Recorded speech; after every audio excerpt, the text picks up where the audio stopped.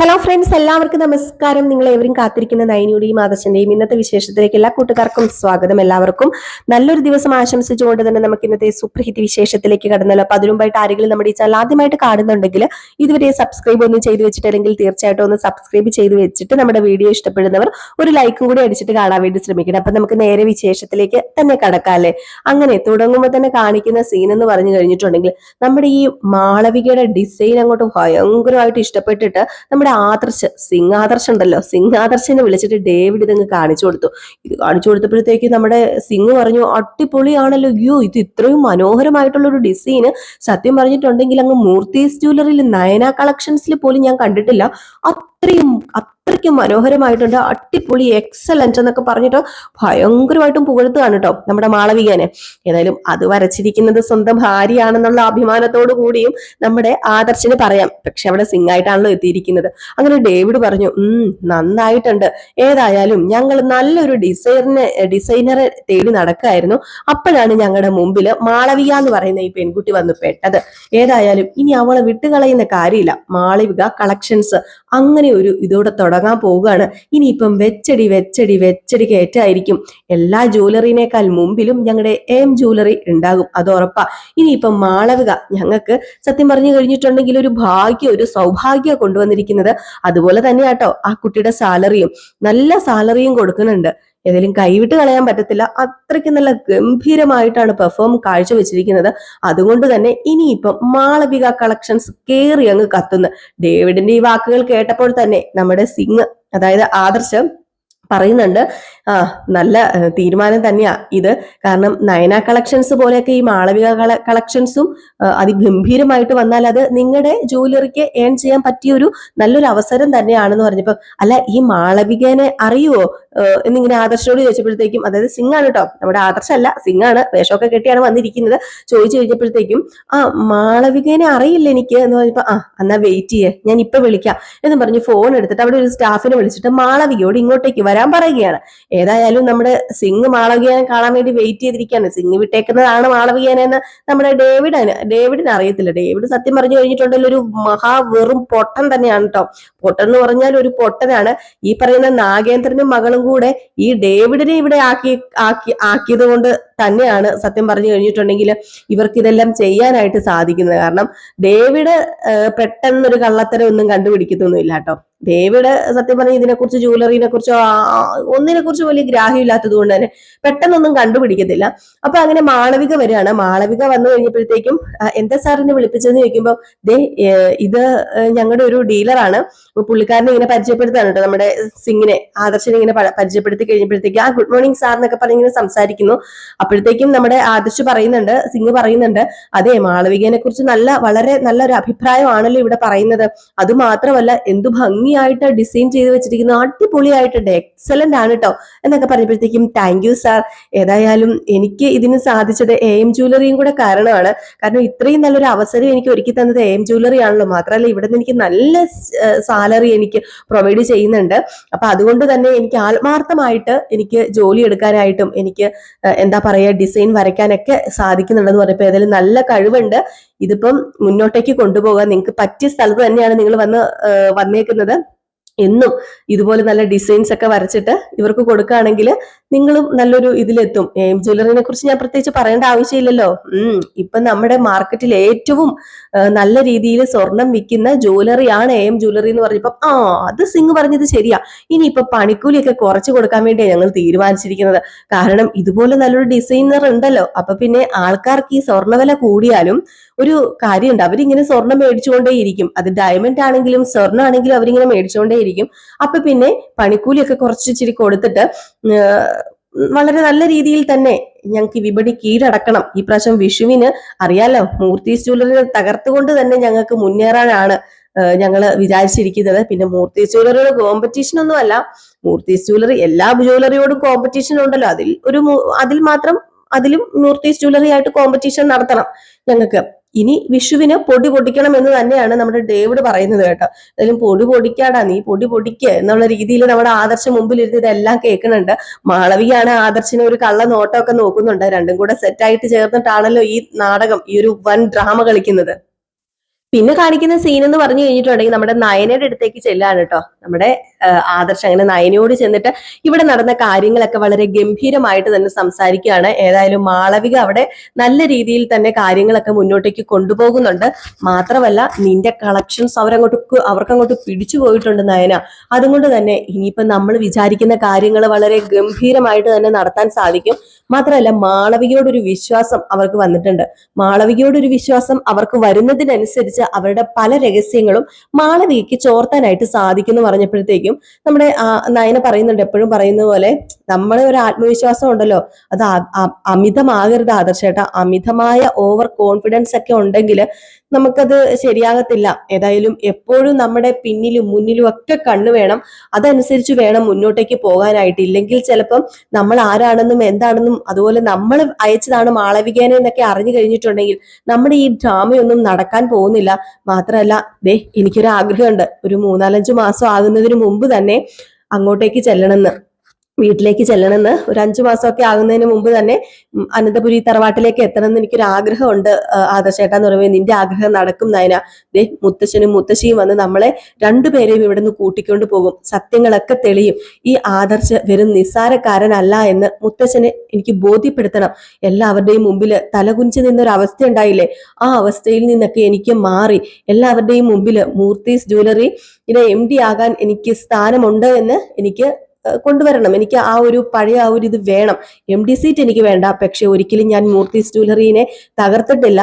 എന്റെ ബുദ്ധി കാരണം ഒരിക്കലും മൂർത്തീസ് ജ്വല്ലറി, എന്റെ ബുദ്ധികേട് കാരണം ഒരിക്കലും മൂർത്തീസ് ജ്വല്ലറി താന്നു പോയി എന്ന് ആരും പറയാൻ പാടില്ല. അങ്ങനെ ഒരിക്കലും മുത്തച്ഛന് പോലും മനസ്സിൽ തോന്നരുത്. അതിനുവേണ്ടിയുള്ള എന്റെ പ്രയത്നം ഇത് ഏതായാലും സാധിക്കും. നയനെ നീ പേടിക്കണ്ട. നമ്മുടെ കുഞ്ഞ് അനന്തപുരി തറവാട്ടിൽ തന്നെ ആയിരിക്കും പിച്ച വെച്ച് നടക്കാൻ പോകുന്നത്. മുത്തശ്ശിയുടെയും കൈകളിലേക്കായിരിക്കും നമ്മുടെ കുഞ്ഞിനെ കൊടുക്കാൻ പോകുന്നത് എന്നൊക്കെ ഇങ്ങനെ പറയുന്നുണ്ട്. ഏതായാലും നമ്മുടെ മാളവിക ഇവരുടെ കൂടെ കട്ട സപ്പോർട്ടായിട്ട് നിൽക്കുന്നത് കൊണ്ട് തന്നെ കാര്യങ്ങളൊക്കെ വളരെ നല്ല രീതിയിൽ തന്നെ മുന്നോട്ടേക്ക് കൊണ്ടുപോകുന്നുണ്ട് കേട്ടോ. അപ്പൊ ഇതേ സമയം പിന്നെ കാണിക്കുന്ന സീൻ എന്ന് പറഞ്ഞു കഴിഞ്ഞിട്ടുണ്ടെങ്കിൽ അറിയാലോ ആ ഒരു നെക്ലേസിന്റെ കഥ.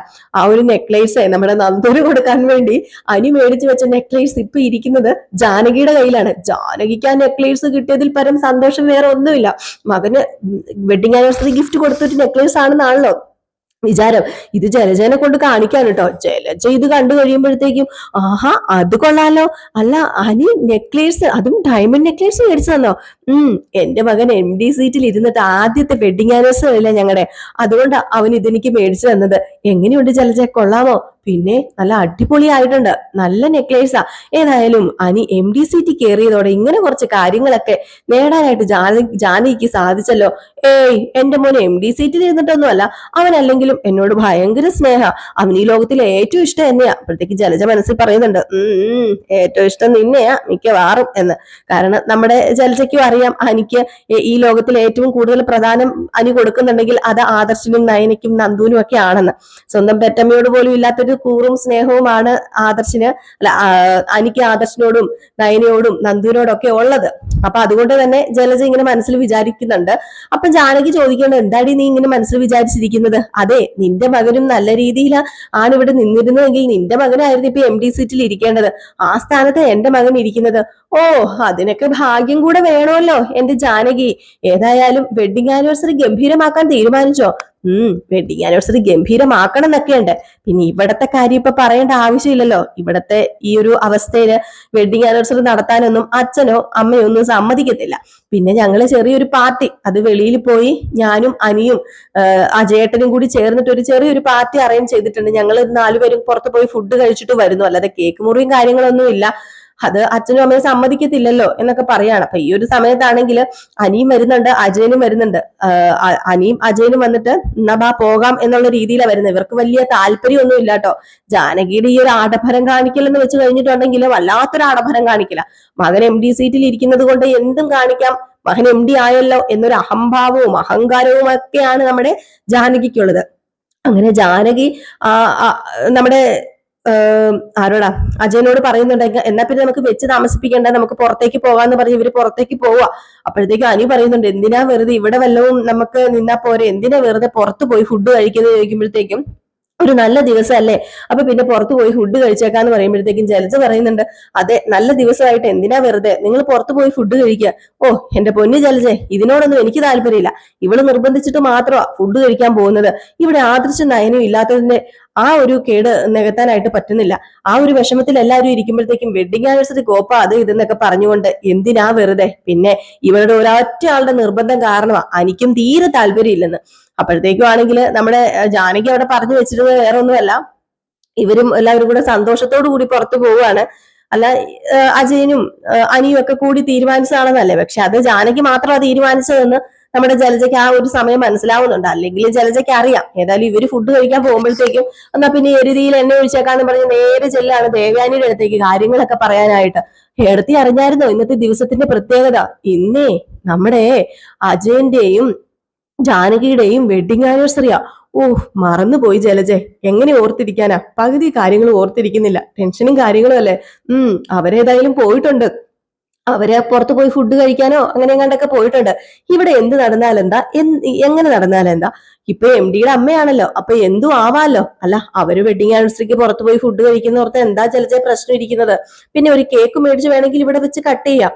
ഓ അച്ഛനും അമ്മയും അതിനെ സമ്മതിക്കുന്നു തോന്നുന്നുണ്ടോ? നയനയും ആദർശവും ഇല്ലാത്ത ഈ ഒരു സമയത്ത് കേക്ക് കട്ടിങ്ങും ആഘോഷങ്ങളും ഒക്കെ അവര് നടത്തുന്നു എനിക്ക് തോന്നുന്നില്ല എന്ന് പറഞ്ഞപ്പോഴത്തേക്കും നമ്മുടെ ദേവയാനി പറയുന്നുണ്ട്, അതും ശരിയാണ്, മക്കളില്ലാതെ ഒരു ഫംഗ്ഷൻ നടത്താന്ന് പറഞ്ഞാല് ഇവിടെ താല്പര്യമില്ലാത്ത കാര്യം തന്നെയാണ്. ഏതായാലും അവർ തിരിച്ചെത്തിയിട്ട് എല്ലാം കൂടെ ചേർന്ന് ഒരു വലിയൊരു ഫംഗ്ഷൻ വെക്കാന്നൊക്കെ ഇങ്ങനെ പറയുന്നുണ്ട് കേട്ടോ. ഏതായാലും ഈ സമയത്ത് നമ്മുടെ നന്ദു വലിയ പ്രതീക്ഷയോടുകൂടി അണിഞ്ഞൊരുങ്ങുകയാണ്. ഒരു ബ്യൂട്ടി പാർലറിലൊക്കെ പോയിട്ട് നമ്മുടെ അനിക്ക് വേണ്ടി അടിപൊളിയായിട്ട് അണിഞ്ഞൊരുങ്ങുന്നുണ്ട് കേട്ടോ. ബ്യൂട്ടി പാർലറിലെ ചേച്ചി ചോദിക്കുന്നുണ്ട്, അല്ല ഇത് എവിടെ പോകുകയാണ്, വല്ല പാർട്ടിയാണോ അതോ പെണ്ണ് കാണാൻ ആരെങ്കിലും വരുന്നുണ്ടോ? അപ്പൊ നന്ദു പറയുന്നുണ്ട്, പേര് മാറിപ്പോയിട്ടുണ്ടെങ്കിൽ ക്ഷമിച്ചേക്കണം, നന്ദു ആണ് കേട്ടോ. അപ്പൊ നന്ദു പറയുന്നുണ്ട്, ചെറിയൊരു പെണ്ണ് കാണില്ല, എന്നാ പിന്നെ ഗംഭീരമായി ഒരുക്കിയേക്കാം എന്നൊക്കെ പറഞ്ഞുകൊണ്ട് നമ്മുടെ നന്ദുവിനെ ഭയങ്കരമായിട്ട് ഒരുക്കുന്നുണ്ട്. എന്ത് ചെയ്യാനാണ്, ഈ ഒരു സമയത്ത് നമ്മുടെ അനിയുള്ളത് ജാനകിയുടെയും അജയന്റെയും കൂടെയാണ്, പോകാതിരിക്കാൻ പറ്റത്തില്ലാത്ത ഒരവസ്ഥ. ആറ്റുമാറ്റു മേടിച്ച ഗിഫ്റ്റ് ആണെങ്കിൽ അമ്മ എടുത്തോണ്ടും പോയൊരവസ്ഥ. ഏതായാലും നന്ദുവിനെ ആദ്യം അനിയെ ആദ്യം നമ്മുടെ നന്ദു പറ്റിച്ചെങ്കിൽ ഇപ്പം നമ്മുടെ നന്ദുവിനെ അനി പറ്റിക്കേണ്ട ഒരു അവസ്ഥ വന്നേക്കാം.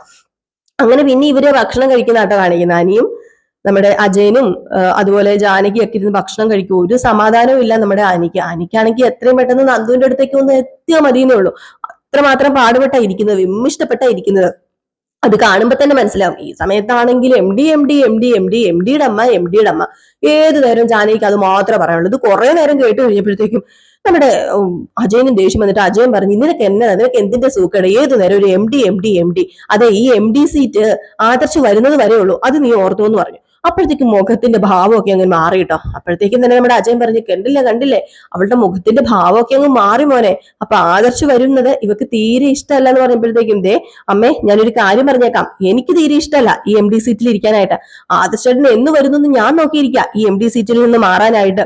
ഏതായാലും പെട്ടെന്ന് കഴിക്കുക, നമുക്ക് വീട്ടിൽ പോകാം, എന്തിനാ വെറുതെ ഇവിടെയൊക്കെ വന്നത് ഭക്ഷണം കഴിക്കാൻ എന്നൊക്കെ പറഞ്ഞുകൊണ്ട് അനി അതും ഇതും ഒക്കെ പറയുന്നുണ്ട്.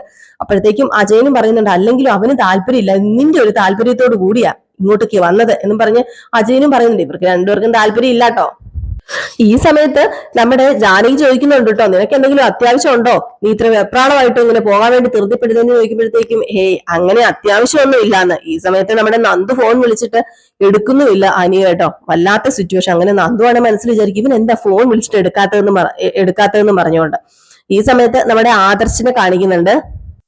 ആദർശും സേവ്യറും കൂടെ ആട്ടോ സംസാരിക്കുന്നത്. ഇവര് മറ്റേ എയിം ജ്വല്ലറിയുടെ രഹസ്യങ്ങളൊക്കെ ഇങ്ങനെ രഹസ്യങ്ങളുടെ കാര്യങ്ങളെ കുറിച്ചൊക്കെ ഇങ്ങനെ പറയാണ്. അപ്പം സേവ്യർ പറയുന്നുണ്ട്, ഏതായാലും നമ്മൾ അവരെ നിരീക്ഷിക്കുന്ന പോലെ തന്നെ അവർ തിരിച്ച് നമ്മളെ നിരീക്ഷിക്കാം, അതുകൊണ്ട് എപ്പോഴും ഒരു ശ്രദ്ധ വേണം. അപ്പൊ അവിടുത്തെ ഫോൺ കോൾസിന്റെ കാര്യങ്ങളൊക്കെ ഇങ്ങനെ നമ്മുടെ ആദർശിനോട് പറഞ്ഞു കൊടുക്കുന്നുണ്ട്. അപ്പം ഏറ്റവും ലാസ്റ്റ് ആ ഒരു സീൻ കാണിച്ചിട്ടാണ് വിശേഷം അവസാനിക്കുന്നത്. അപ്പൊ എല്ലാവരും കാത്തിരിക്കുക അടുത്ത വിശേഷത്തിനായിട്ട്. അടുത്ത വിശേഷവുമായിട്ട് വരെ ലൈക്ക് അടിക്കാൻ മറക്കരുത്. Tata bye bye.